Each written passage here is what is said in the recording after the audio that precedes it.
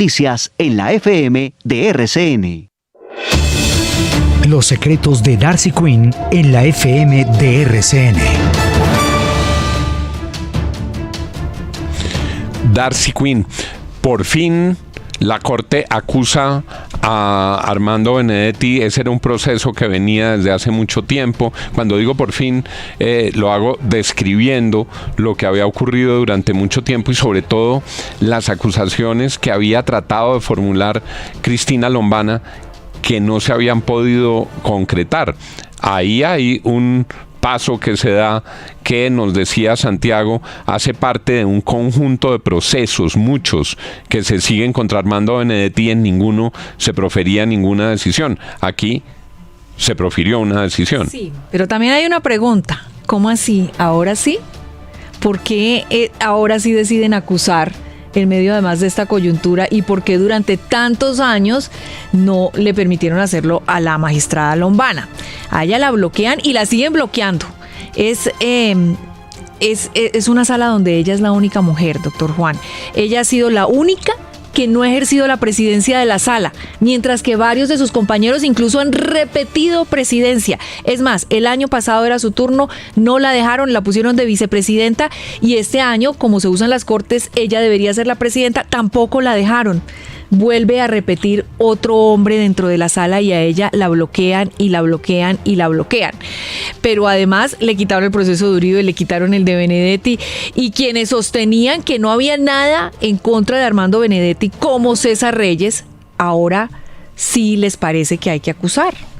Esa es una pregunta que uno también tiene que hacerse, es decir, ¿quiénes están manejando los hilos al interior de la sala de instrucción de la Corte Suprema de Justicia? Cuando hablábamos de politización en la justicia, entonces, ¿quiénes manejaron los hilos para que en algún momento no se procediera? ¿Y quiénes están manejando los hilos para que ahora sí, de repente, se proceda a acusar a Armando Benedetti? A mí me parece que hay muchas pistas. Porque ¿quiénes son en este momento los enemigos de Armando Benedetti? ¿Quiénes se lo han manifestado públicamente? Y de repente entonces ahora la Corte Suprema procede. Me parece terrible esto que está sucediendo en la sala de instrucción donde está el magistrado César Reyes, que además ha sido acusado por el expresidente Uribe de tener contratos con USAID y de ejercer una persecución judicial en su contra. Me parece de absoluta gravedad. Pero le pregunto, como abogado del diablo, ¿eso no es palo porque bogas y palo porque no bogas?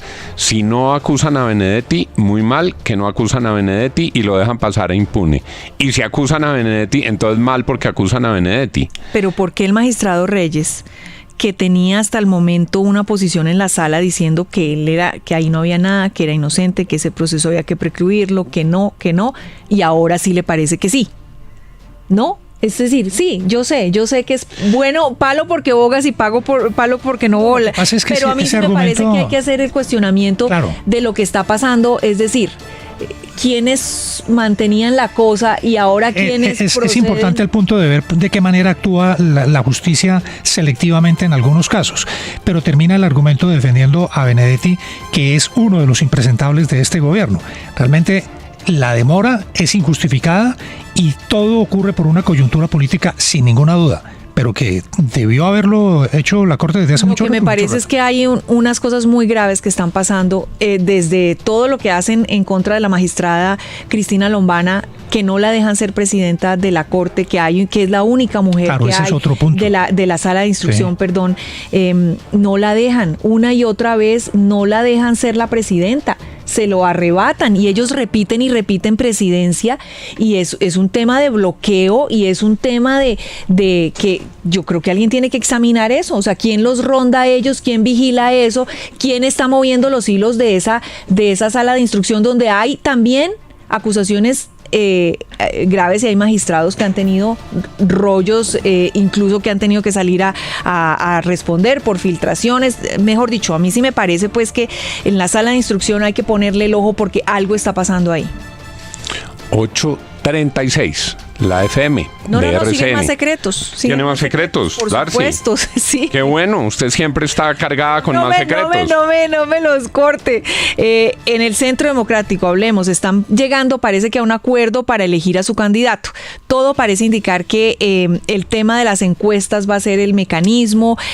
¿Por qué? Porque están diciendo, mire, si hacemos una consulta y nos vamos hasta marzo, ¿Cabe ahí, Vicky? nos toca llegar. No, esta es la del Centro Claro, Democrático. no, pero digo, ¿cabría? No, esta es de ellos y son los 5 candidatos que tiene el Centro Democrático y eso es lo que están diciendo. Ahora, ellos, la idea es ir a una consulta interpartidista de la derecha, por eso si se van ellos a una consulta no pueden llegar, les toca llegar a primera vuelta y no pueden hacer una consulta interpartidista. Entonces la estrategia es sacar un candidato por las encuestas y mandarlo a una como consulta la salida, interpartidista. Pero entonces ahora viene el otro tema. Doña María Fernanda Cabal ha pedido que esas encuestadoras sean internacionales. Está pidiendo unas encuestadoras, está sugiriendo, por ejemplo, una de Brasil.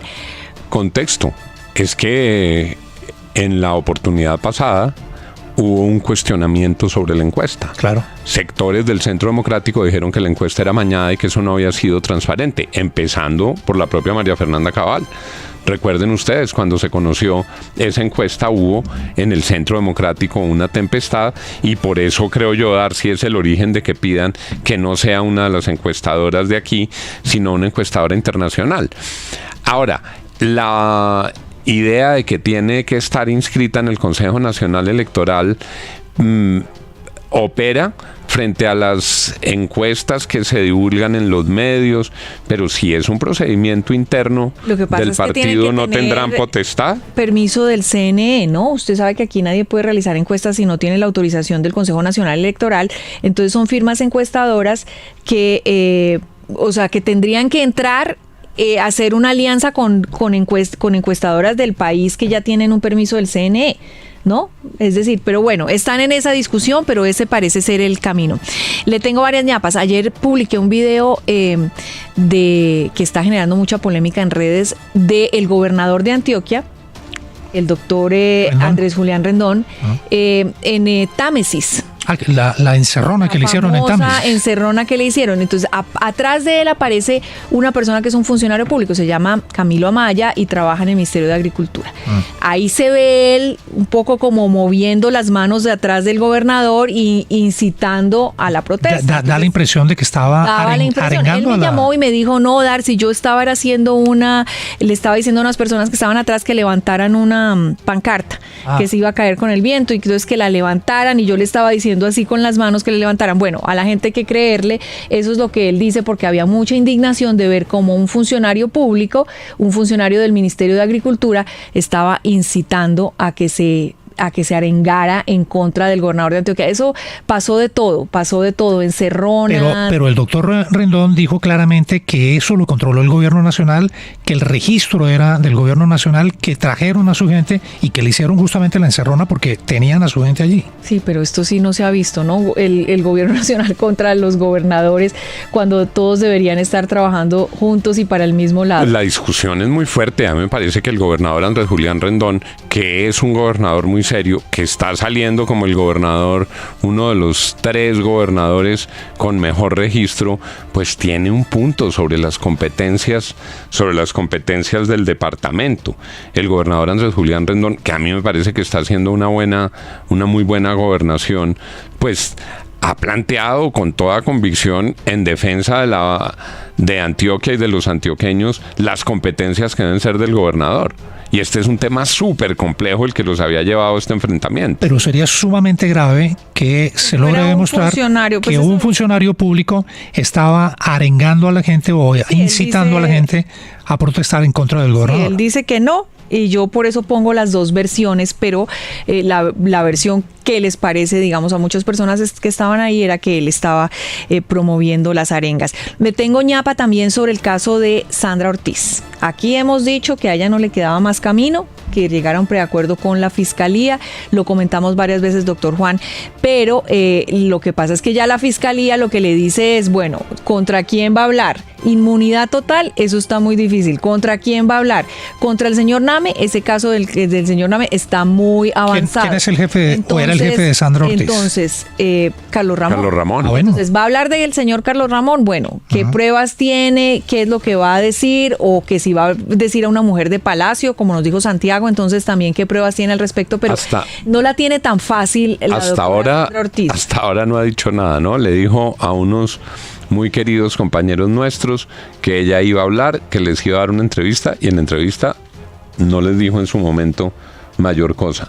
A la Fiscalía le había dicho desde el comienzo que ella tenía un conocimiento, le ha dicho a la opinión pública que hay cosas que aún no puede decir por seguridad, pero pues tarde o temprano tiene que llegar esta confesión o esta colaboración con la justicia, y la colaboración ciertamente tiene que ser eficaz, tiene que contribuir con información de la que no disponga hoy la Fiscalía, Darcy, pero se ve cada vez más cerca, ¿no? Sí. Sandra Ortiz está a punto de entrar en esa colaboración.